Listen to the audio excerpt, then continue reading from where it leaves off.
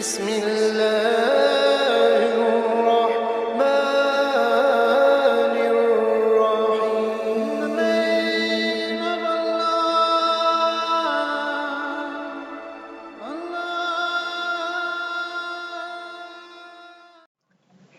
Baik, Assalamualaikum warahmatullahi wabarakatuh. Bismillahirrahmanirrahim.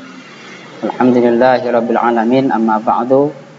Jumpa kembali dalam pembelajaran Al-Quran Hadis kelas 8, masih bab 3, juga masih mengenai infak di jalan Allah.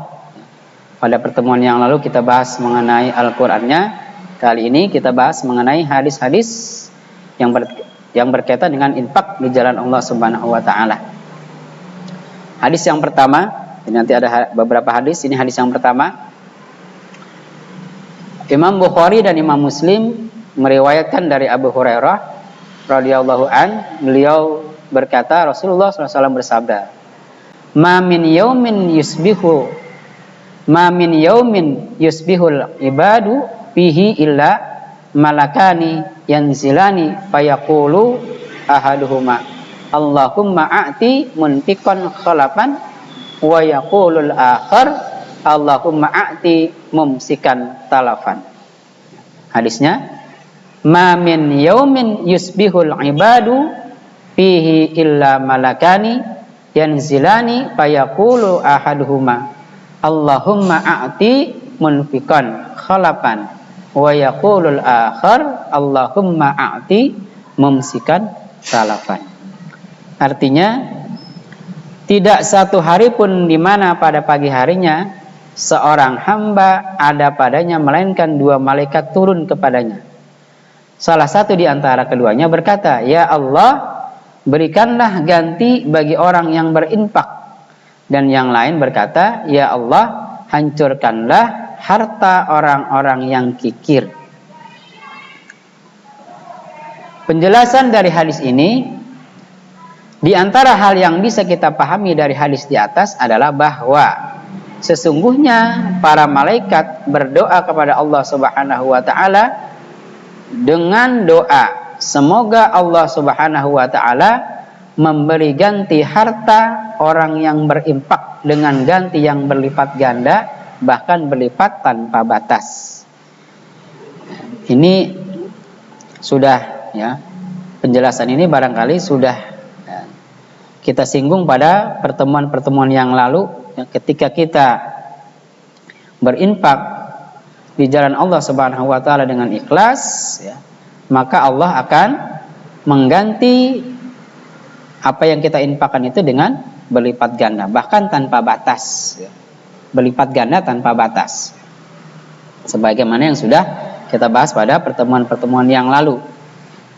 Kemudian arti khalapan dalam hadis ini adalah pengganti, sebagaimana dalam sebuah ungkapan ahlapanallahu khalfan, artinya semoga Allah menggantikannya, ya, dan sebaliknya bila para malaikat berdoa semoga orang-orang yang kikir segera mendapat kehancuran. Jadi arti khalfan di sini adalah pengganti seperti, ya, ungkapan ahlapanallahu khalfan, ya, semoga Allah menggantikannya, ya, dengan berlipat ganda tanpa batas.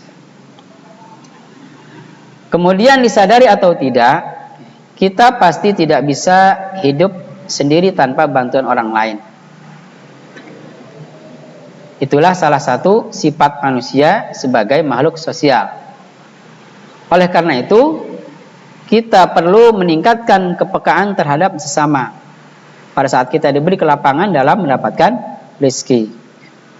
Kemudian menanamkan pentingnya kesadaran pada diri tiap muslim, ya, bahkan semua apa yang terjadi pada diri kita, baik saat lapang maupun sempit, itu semua adalah ujian dari Allah Subhanahu wa taala. Ini juga sudah, ya, kita singgung pada pertemuan-pertemuan yang lalu. Ya, ketika kita mendapatkan rezeki, ya, kita membantu kepada sesama, ya, kemudian kita meyakini bahwa itu barangkali ujian dari Allah. Kemudian ketika kita mendapatkan kesempitan rezeki, kita juga harus tetap, ya, bersyukur, karena itu salah satu mungkin daripada ujian yang Allah berikan kepada kita. Jadi kesempitan dan kelapangan bisa saja itu merupakan ujian dari Allah Subhanahu wa taala.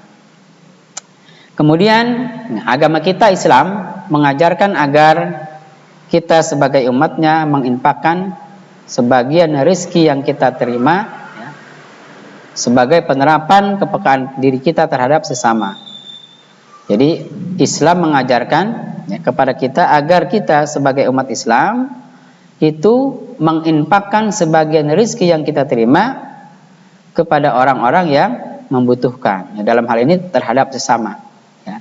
Karena ini juga bagian daripada kepedulian kita di masyarakat ya.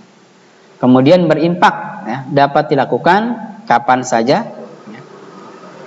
Tidak perlu menunggu tahun depan, bulan depan, minggu depan. Ketika ada maka lakukan, keluarkan infak kita ya. Keluarkan infak terbaik kita ya.